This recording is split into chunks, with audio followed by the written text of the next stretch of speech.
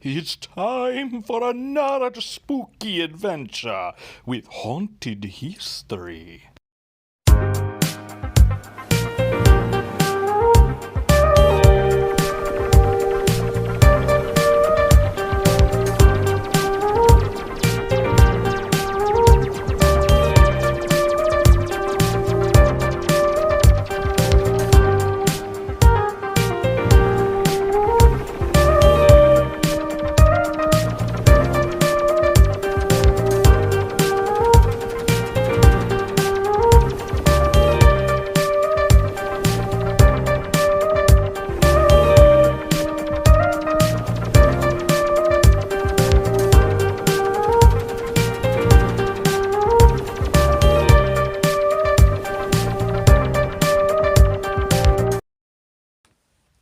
Hello once again, this is Jonathan Miller, your host of the Hometown Historian channel, and we're here with more haunted history.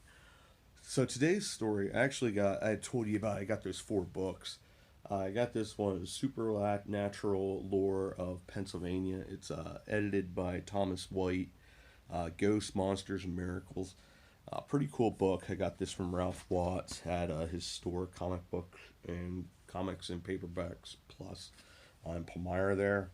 Really, really cool store. And of course, you guys know Ralph from Adventures with Ralph and John, or Fun with Ralph and John now is the series. Anyways, I found a really cool story in here. It's actually from out in Beaver County, along Little Beaver Creek in western Pennsylvania. I believe that's south of Pittsburgh. I'm not sure, but it's in that general region out western Pennsylvania. It's a story that actually dates back to shortly after Revolutionary War period.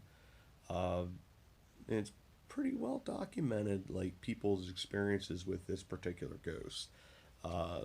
So this is the story of the Pig Lady of Cannelton, and I believe Cannelton is either one of those small towns or it's named after the road, but I'm assuming it's probably Cannelton as in the town, and in the road in particular where these ghostly apparitions seem to happen the most are along present day Cannelton Road. But they have like a whole festival and stuff like that out there. It's quite involved. They have a haunted barn. I guess it was the barn that was originally on the property that was owned by that family, her family. And it's pretty strange circumstances around it. The killer was never found, and the circumstances around the murder were really quite bizarre. But quite a few different events. It's very interesting. So I'm going to tell you this story. So enjoy some more haunted history. So once again, this is the haunted history tale of the Pig Lady of Cannelton. So sometimes, apparently, her apparition, it appears with the head of a pig where her human head should be, and sometimes it manifests with no head at all. And it sounds like from like most of the stories, it's usually without a head. It's only been in particular instances where this ghostly image has appeared with a pig head. And we'll go into the reasons for this, but this happens in this haunted area around Cannelton Road in northern Beaver County. The story surrounds around a young woman named Barbara Davidson. Unfortunately, she was murdered and decapitated, and her head was never found. The Pig Lady, as she's called, this phantom, has allegedly appeared to and interacted with dozens of local residents over the years, over 200 years actually, because the first apparitions were happening starting in 1800. And it's one of those things, of course, a lot of people don't want to talk about because they don't want people to think that they're nuts and that type of stuff. But so the story starts. Barbara Davidson is around the start of the American Revolution. She was born in South Carolina, 1777, and the daughter of rice planter Samuel McCaskey. Samuel fought on the side of the Revolution of the Americans and was driven off his property when the British invaded. After the war, McCaskey decided to relocate his family to present-day Darlington Township in Beaver County. At that time, this is part of the depreciation lands. It was basically tracts of land along the frontier that were offered to soldiers, sort of to recompense them to a degree, because Continental money really didn't have any value, so their pay really didn't buy much. So, but land, on the other hand, even though this is on the frontier, it was a much harder life, it had value, and so the country did that for these young men. So McCaskey's tract of land was near Little Beaver River and the present-day Cannelton Road. So she grew up on the family farmland. She helped with the chores and tending to the pigs and other livestock, so you can see where this is going. She was a very open and sociable young lady, and she was liked by all her neighbors, and mainly they were Scotch-Irish. She had a beautiful voice and a musical talent that was known in the community. She remained somewhat of a tomboy and was a good shot with a rifle, which was you're a frontierswoman, that was necessary. But she had many, many suitors. And in 1791, at the age of 15, she married an Army veteran named Nathan Davidson. At that time, marriage of 15 was not uncommon. It was more common at that age when you had sort of, say, a well-established individual to become your husband. You sort of had the matchups, that type of thing that went on between families. So we don't know exactly what happened to the Nathan Davidson, but in 1794, she came back because they had gone down and lived in Virginia. So if they had a falling out or whatever happened, which makes you sort of wonder, was he potentially the individual that came back, and killed her? But anyways, she lived with her family again, and at one point they had in the summer, or following the summer in 1795, her parents and the rest of the family made a trip to Pittsburgh to purchase livestock. She was left behind to tend to farm in her absence. And unfortunately, Samuel and Cora McCaskey would never see their daughter's face again. When the family returned, Barbara was nowhere to be found. After several hours, it was clear that something was very wrong, so all the McCaskey's neighbors joined in the search, but they found no trace of her. After several days, they made a terrible discovery. Her contorted body had been jammed into a crawl space under their house. The beautiful woman had been decapitated and her head was missing. She was buried in a cemetery about 2 miles from her home, and her tombstone, which is now gone, was made of wood. The inscription read, Barbara Davidson, born April 11, 1777, died July 22, 1795. A headless form neath this mold doth lie, murdered most foul, loved by all save one. Despite their efforts, nobody ever was able to find the killer. And according to that, ever since then, starting in 1800, a headless corpse in a dress started to haunt that area.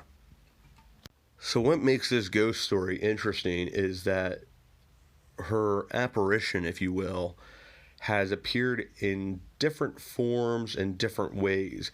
Usually it's said, at least starting in 1800 and through a certain period of time, she would sort of appear, there'd be a column mist or fog, and then gradually taking the shape of her headless body. They said the ghost would walk the woods surrounding her old home and the grounds of the cemetery where she was buried. They were insistent that the apparition moved like a young woman, her arms even stroking hair on a head that isn't there. And on some occasions, the ghost has been heard sobbing, whether visible or not. In 1935, this ghost story was so well known that there was a financially struggling company called the Nagley Traction Company, and they tried to use the legend to make some extra money. It offered a tour of Barbara Davidson's midnight excursion, charging 50 cents a head to ride the trolley out to the graveyard and past some other locations where the ghost had allegedly appeared. They said 43 people participated in this tour, and they were not disappointed. Apparently, it showed up, form out of the mist, a across the property from a house called the Fennel House. It came close enough to the trolley to convince the passengers that it was not a trick perpetrated by the company, and many could hear her sobbing and cries in the distance. The ghost was visible for almost 15 minutes, and after the trip, everyone on board was convinced that something strange had really happened. So one of the stories that goes with this as well is that they feel like there's a mine right near there, and they feel like the mine was where the head was thrown. And the story that goes with it that makes people think that is there's several different versions, that there is a man named either Bertram Drummond or Dick Gray, depending on the version. Once again, they were bringing a wagon load of freshly picked apples down the hill, and they were proceeding slowly down the dark road, and they only had one kerosene lantern and a little moonlight to guide them. As they passed the mine shaft, he was startled, whichever individual it was startled by a ball of light that emerged and streaked directly toward his wagon. The glowing shape seemed to attach itself to his lead horse, spooking the animal.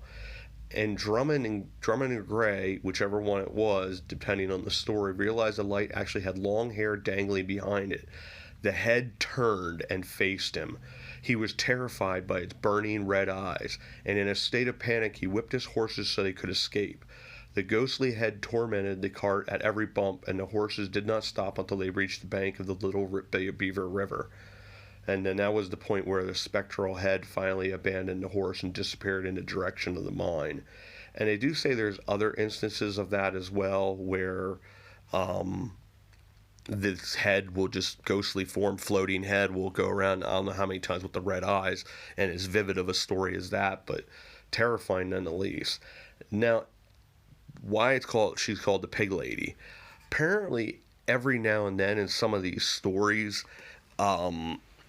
they will see this ghostly image with the head of a pig on it, and the body will turn and it'll show the smiling face of a pig.